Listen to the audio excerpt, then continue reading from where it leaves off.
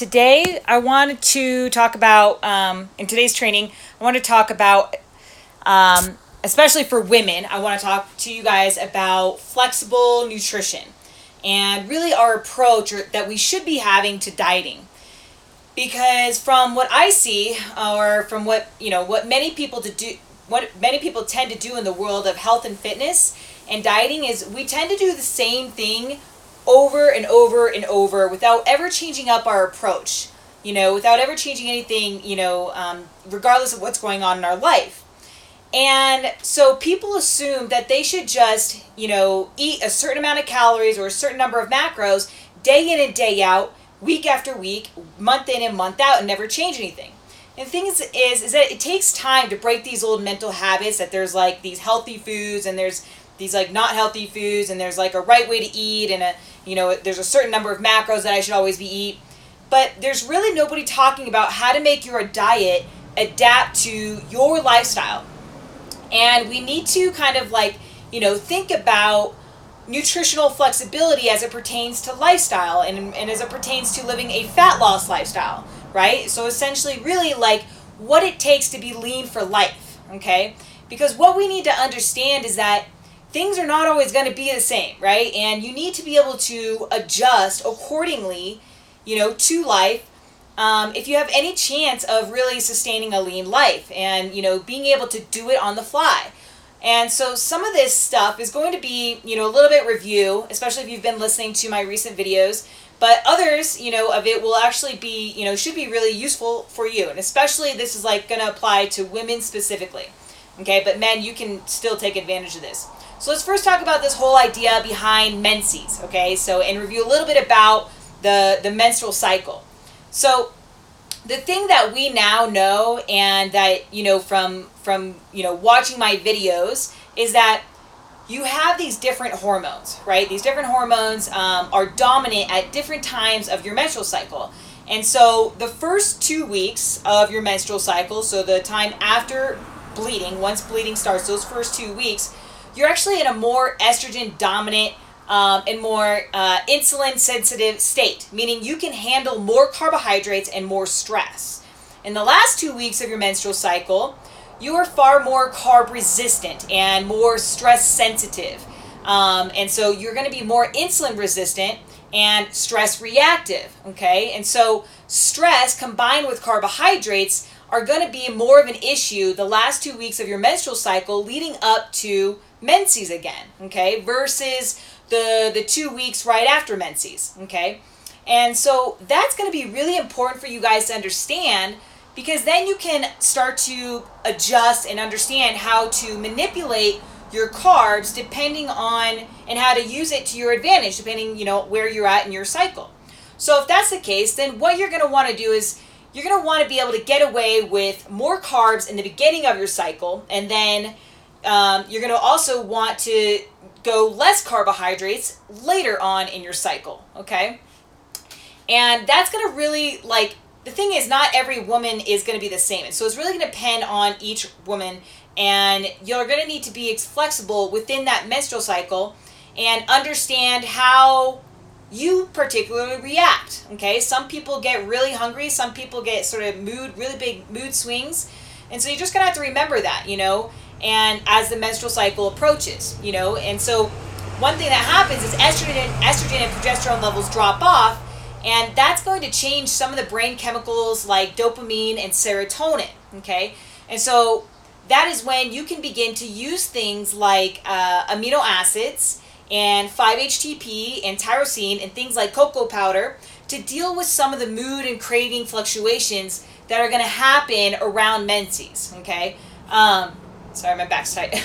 And so understanding how to change that and really be flexible and savvy in your approach throughout your menstrual cycle is going to be really important for women. And not only that, it's going to help put you in a position to really sort of take advantage of your body shape, okay?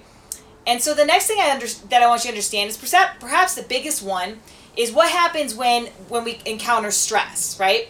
Now, stress is an interesting thing because most people think that stress is something emotional and you always feel stress in the head, right? And that stress does not need to be, but the thing is that stress does not need to be felt emotionally. to be under stress. And as a matter of fact, oftentimes we are under a whole lot of metabolic stress or metabolic tension, as I like to call it, without even knowing it. For example, like this could be like when we're exercising, right? Exercising feels good. We love the feeling of it, but too much of it can be stressful on the metabolism. And that can hold you back from achieving your fat loss goals. Another good example is like of a pregnant woman, so though, these women are under an extreme amount of stress after they give birth, yet they feel like this is probably the most happiest times of their life, but they're having to go through a lot, right? They're probably not sleeping, they just gave birth, their body's just doing all sorts of stuff and is under a lot of stress, but emotionally they're super happy. It's one of the happiest times of their life. So that's why we don't want to think about stress as just emotional stress, and really that you want to think about, the thing that you want to learn, that we want to have to learn about stress, is that stress has perhaps the biggest impact on cravings, okay, on cravings and hunger, okay. In fact, I've actually talked about this before a few times. They've done these like studies with rats where they took these rats and they put them in this unsolvable maze, and what they did is they wanted to see how they reacted to stress, okay. And so like what they did is they shocked them, and that when they shocked them, that's supposed to be like their analogy of putting stress on them. And what happens is these rats or these mice ended up going into the corner, sitting in the corner, and they would just sit there and not move much. And then when it was time to eat, they would hoard food like crazy, and then they go back to their corner. All right, so this is kind of the effects that stress has on our metabolism. So it's going to make us crave more food. It's going to make us not want to move much, and it's going to make us, when we eat, it's going to make us want to eat a lot. Okay, and so what you want to keep in mind is that the stress hormone cortisol really is responsible for cravings. It's what makes us crave more. It makes us more hungry. It makes us eat more of the wrong foods, okay? And that is something that we need to be aware of, as one of the things that happens is a key sign that stress has a big impact for you, okay? Especially if you're having constant carbohydrate cravings. This is actually, one of the things that I use with my clients. If people tell me that they're craving carbs all the time, I use that as a direct indication of how much training they're doing, how much exercise they're doing, or how much stress they have in their life, okay? Because there's such a direct relationship between cravings and cortisol, okay? And so one of the things that I wanted to talk about here, okay, is basically like what to do when we are encountering these types of things, okay? And so here's the thing.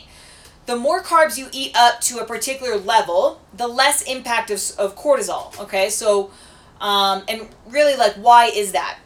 Well, that's because cortisol's major action is what? Cortisol's major action is to raise blood sugar, okay? So if you give carbohydrates to raise blood sugar before cortisol has to do its job, you can preempt that cortisol surge and those cravings, all right? And so this is something that you're going to have to want to balance, and it's why it's important to know about your carbohydrate tipping point, okay? So you may want to increase carbs because when you're dealing with stress, carbs become hugely important, and again, so do amino acids. So one of the things that we can look at here is either increasing carbs during high stress, or oftentimes we can also go towards amino acids, okay, as a good surrogate for carbohydrates. Because ideally you would be able to use a little bit of carbohydrates to shut down the cortisol response, the stress response to some degree, but sometimes it pushes women too far over their carb tipping point, and as a result causes fat storage. So that's where you want to really play this balance up and down, right, to find what your carb tipping point is, and eating enough of them so you keep yourself satisfied and keep a lid on cortisol, but not so much that you're causing fat storage, okay? And so the goal is that you want to be able to manipulate the stress response and be nutritionally flexible throughout the week, throughout the day, throughout the month, depending on whatever's going on in your life. And that's a really hard concept to get because people tend to think that they just want to be black and white, and that once I figure out a certain amount of calories or carbs or macros, I'm just going to stay like that regardless, not realizing that day-to-day stress changes and how to react to that. Okay, so in other words, you're gonna need a plan that is flexible and can adapt to menses and your life and stress, and have a plan that adapts to life. Okay, so hopefully you guys are getting this. And so here's another example. If you have a rough day at work, say stress is more than you thought, and you get home from work and you're craving food and feeling these sort of crazy cravings to eat salty, sugary foods. Now, you should know, right off the bat, oh, that's because of my stress during the day, right? And so what can I do to shut that off? Well, I know that amino acids work, so let me try BCAAs and then I'll eat my dinner, okay? And then, well, let's say that didn't work, okay? And then now maybe you try to have more carbohydrates at night to help you sleep, okay? So you're kind of testing out all these different plans to help battle that. And another thing that might happen is you might be going through a particularly stressful time at work or at home and just noticing that you're having sleep difficulty, okay? So understanding this kind of reaction with carbohydrates means you might actually, if you're having trouble sleeping, you might want to take all your carbohydrates and move them to the nighttime instead of having them during the day, so that you can sleep better at night and help use the carbohydrates to help you wind down, okay? And so this is where it's all about being nutritionally flexible, and it becomes really important as you continue to live and learn that it's really a lifestyle and it takes practice, right?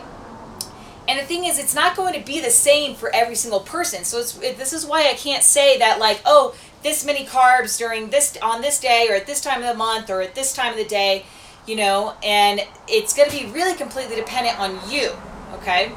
And another thing I want to go over was this thing of menopause. And what you need to understand with menopause is that when menopause hits, estrogen and progesterone fall. And now you're going to be basically pretty much from that moment on insulin resistant and more reactive to stress. So you've lost sort of this stress armor, this stress shield, an insulin shield. And so you're going to have to begin to understand how to be more nutritionally flexible, even more so, right, than what you do with stress and menses.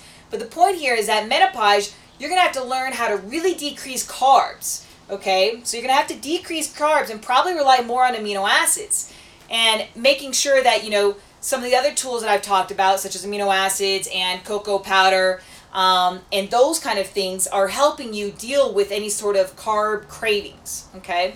So we're talking about carbs and amino acids, and you being nutritionally flexible and knowing really when to use amino acids, when to use carbs, and seeing kind of, what you respond best to. Okay? So in general, amino acids are going to be very helpful when you're having cravings and when you're not recovering from exercise enough. And then there's also the thing that you want to try, they're always the thing that you want to try first, right? Because it's not really that many extra calories, okay? But if they're not working, if amino acids aren't working, then you're going to want to begin to up the carbohydrates a little bit. But just remember that with menopause, you've got to be really aware that your carbohydrate tipping point is now less than what it was before, than when you were younger. And so you may not be able to get away with a bump in carbohydrates, say as if you were younger, okay? So you may not be able to tolerate as many carbs as you were able to tolerate before. And so then you're going to have to really rely more on amino acids, okay, with menopause. Okay, so those are some things that you got to be looking for, all right? And so the last thing I wanted to talk about today was this thing with travel, okay? So this idea that some of you and some women have really busy lives and are on the road a lot, and that can be a really tough thing, okay? And so what you want to kind of look at is the fact that not only does travel throw off your normal routine, all right, but it also comes along with a lot of stress. And so you need to develop a plan around this. And so what you're going to want to do when it comes to traveling is you're going to want to know ahead of time, the types of restaurants that are going to be around there, right? And what restaurants do suit your needs best? What kind of fat loss restaurants, right? That have a lot of protein and veggies and stuff like that you enjoy. And so this idea that you're going to be able to pack all your food and be prepared for all the events during travel is really wrong, right? And so you really want to be more nutritionally flexible in your food choices, And what I suggest to you and like with my clients is to have like just a handful of restaurants on the road that you know you can go to, and that they're gonna, you know what they have, they're gonna be good fat loss food choices. And then go back to that lecture that I gave, I think it was yesterday, on choices as far as like the decisions on what kind of food combinations to look for and which combinations to avoid. Go back to that lecture, because that information is going to be really important when out on the road, basically, okay, when things are out of your control, okay. So this is a concept I really wanted to touch on today, because nutritional flexibility, rather than being super rigid, is really going to help you guys, and help your diet and your lifestyle, because your lifestyle is not meant to be rigid. Your diet's not meant to be rigid. It has to be very flexible if you have any chance of really sustaining it long term. And so you're going to really have to continuously refine that from day to day, week to week, month to month, and just continue to chip away at what works for you and what doesn't. It's taken me years to dial this in, which just came from a lot of practice and a lot of like trial and error and testing to see what works for me and what doesn't. So, just keep in mind that things happen, right? Life happens, and we got to be able to adapt to it, such as menopause and pregnancy and illness and those kind of things, and Menses, right? And understanding how to use carbohydrates and how to use amino acids, and that carbohydrate tipping point, and also keeping heck in check, hunger, energy, and cravings. All those things is going to be really key to being able to succeed long term. Okay, so tomorrow night I'm actually doing a live training, a nutritional training for you guys. It's going to be tomorrow at 6 p.m. Mountain Standard Time.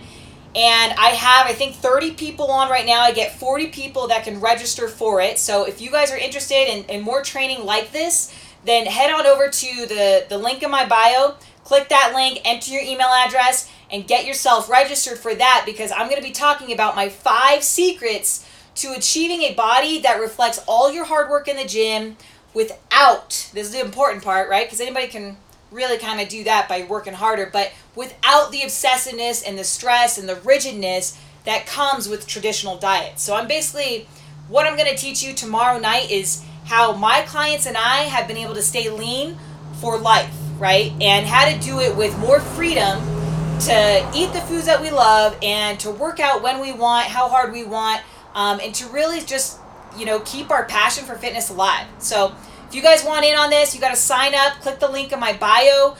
Remember, space is super limited. I think I've got like 10, 12 spots left. So head on over, do that now, and hopefully I'll see you in class tomorrow. All right, guys, have a good day. Bye.